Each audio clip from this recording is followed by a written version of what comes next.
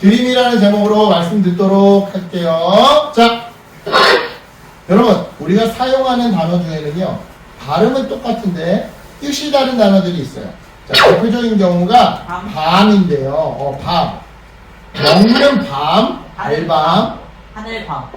그렇지. 밤이 있는가 하면 우리 방금 어진이가 얘기한 것처럼 해가 지고 어둠이 내리는 깜깜한 밤이 있어요. 안단으로 배. 또 배도 있죠. 배. 또 배. 배. 눈도 있어요.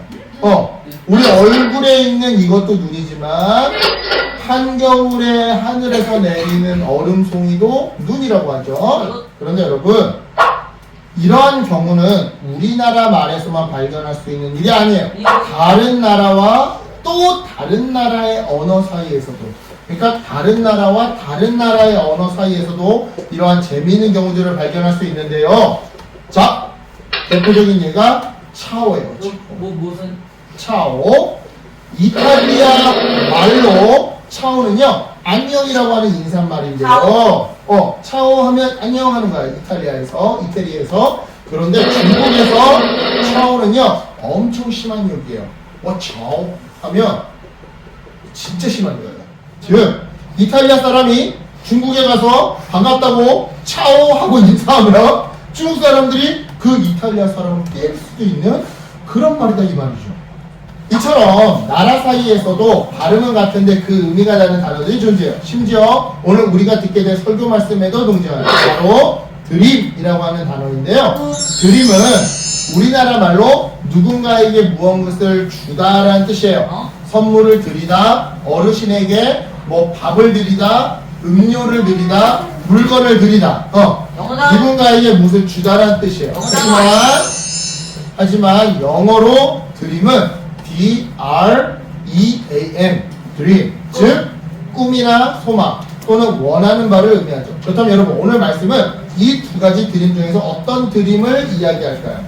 우리말 드림을 이야기할까요? 아니면 영어 드림을 이야기할까요? 미국. 자, 지금부터 우리 함께 알아보도록 할게요. 자, 이곳은요, 성전이 지어지기까지 예배를 드리던, 그 전까지 예배를 드리던 성막이에요. 그러다 보니까 사람들이 각자 자기 집에서 알록달록 예쁜 빛깔의 과일을 가지고 오기도 하고, 또 어떤 사람은 알이 꽉 찬 곡식을 가지고 오기도 하고 있죠. 도대체 이건 뭘까요? 어떤 상황일까요? 다른 말로 도대체 왜 이스라엘 백성들은 한 사람도 빠짐없이 이렇게 과일이나 곡식을 가지고 와서 한데 뭐 하는 걸까요? 이거는요, 이스라엘 백성이 하나님께 드리는 11조예요.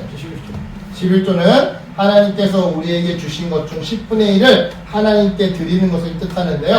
예를 들자면 내가 용돈으로 10,000원을 받았다. 그러면 10분의 1인 1,000원을 하나님께 헌금으로 드리는 게 바로 11조예요. 그런 맥락에서 이스라엘 백성은 자신들이 추수한 곡식이나 농장에서 거둔 열매 등의 10분의 1을 하나님께 드리곤 했는데요. 이 11조가 바로 성경 속 드림, 하나님께 드리다, 드림의 이야기인 거예요. 그런데 여러분, 오늘 본문에는 우리가 아까 전에 읽었던 신명기 본문에는 이러한 기본적인 드림과 더불어 조금 더 특별한 드림이 등장하는데요. 그게 뭐냐? 바로 3년마다 드리는 11조예요. 자, 앞서 설명한 11조는, 방금 전에 설명했던 11조는 1년에 한 번이나 또는 여러 번 드리는 11조였어요. 다시 말해서 내가 추수를 1년에 한 번 했다. 그러면 한 번 11조를 하고, 내가 1년에 2번, 3번 추수를 했다 하면 그렇게 그때마다 매번 2번, 3번 11조를 하는, 즉 소득이 발생할 때마다 드리는 11조가 앞서 방금 전에 설명한 11조였다 이 말이죠. 목사님은 매달 11조를 해요. 왜냐면 매달 월급을 받으니까. 그러니까 내가 소득이 발생할 때마다 그것의 10분의 1을, 내가 용돈을 2주에 한 번씩 받는다. 그러면 2주에 한 번씩 그때마다 내는 게, 하나님께 드리는 게 기본적인 11조였다 이 말이죠. 하지만 3년마다 드리는 이 11조는 소득이 발생하는 것과 상관없이 3년째가 되면 의무적으로 드리는 11조였는데요. 우선 세 번째가 되면 사람들은 곡식이나 과일 또는 과일을, 똑같은 거잖아. 곡식이나 과일을 하나님을 예배하는 성막이 아닌 마을 한 곳으로 가지고 와서 모두 모아서 저축을 했어요. 왜냐? 왜 이렇게 마을 한 곳으로 가지고 와서 저축을 했느냐? 예배하는 곳인 성막을 관리하고 예배를 준비하느라 농사를 지을 수 없는 레위인들, 그리고 남편이 일찍 죽어서 먹고 살 길이 없는 과부들, 또한 부모님이 없어서 늘 먹을 것이 부족한 고아들처럼 이 외에도 다양한 약자들을 돕기 위해서, 예를 들어 외국인이다. 무슨 우리나라에도 외국인 노동자들 있죠? 네. 그 사람이 되게 가난하죠? 네. 그런 외국인이다. 또는 장애인이다. 장애인들은 사회에서 일자리를 안 주잖아. 취업을 안 시켜주잖아. 네. 그러니까 엄마 아빠가 살아있을 때는 엄마 아빠가 용돈 줘서 어떻게 살 수 있는데, 엄마 아빠가 연로해서 일을 못 하시거나 엄마 아빠가 돌아가시면 이 장애인들은 먹고 살 길이 없는 거야. 아무도 일자리를 안 주니까, 취업을 안 시켜주니까. 이런 사람들을 돕기 위해서 이렇게 마을 한 곳에 모아뒀던 거예요. 즉, 이처럼 어려운 이웃들이 언제든지 먹을 것이 필요할 때 가져가서 먹게 해주려고 곡식과 과일을 마을 안에 모아두었던 거죠. 그런데요, 앞서 말한 기본적인 11조의 드림은 하나님께 드리는 드림이었다고 한다면, 왜 지금 이 3년마다 드리는 11조는 하나님이 아닌 이웃에게, 그것도 가난하고 소외된 이웃에게 드렸던 걸까요? 이거는 하나님께서 그렇게 하라고 명령하셨기 때문에 무슨 땅의 10분의 1, 곧 땅의 곡식이나 나무의 과실이나 그 10분의 1은 여호와의 것이니 여호와께 성물이라. 네. 하나님께 드려라. 성물이라. 헌금과 비슷한 거예요. 그러니까 여호와께 드려라. 하나님의 명령이었기 때문이에요. 다시 말해, 가난하고 소외된 이웃에게 나눈 것을 하나님께서는 하나님 본인이 받은 걸로 여겨주시고 기뻐할 테니까 그렇게 하라고 말씀하셨기에 백성들이 이웃에게, 하나님이 아닌 이웃에게 11조라는 이름으로 드린 거였다, 이 말이죠. 그렇다면 하나님은 왜 소외된 이웃에게 나눈 것을 하나님 본인이 받은 걸로 여겨주시는 걸까요? 그건 하나님의 꿈, 드림과 관련이 있어요. 즉, 하나님이 꿈꾸시고 소원하시는 세상, 바로 하나님 나라와 관련이 있더라, 이 말이죠.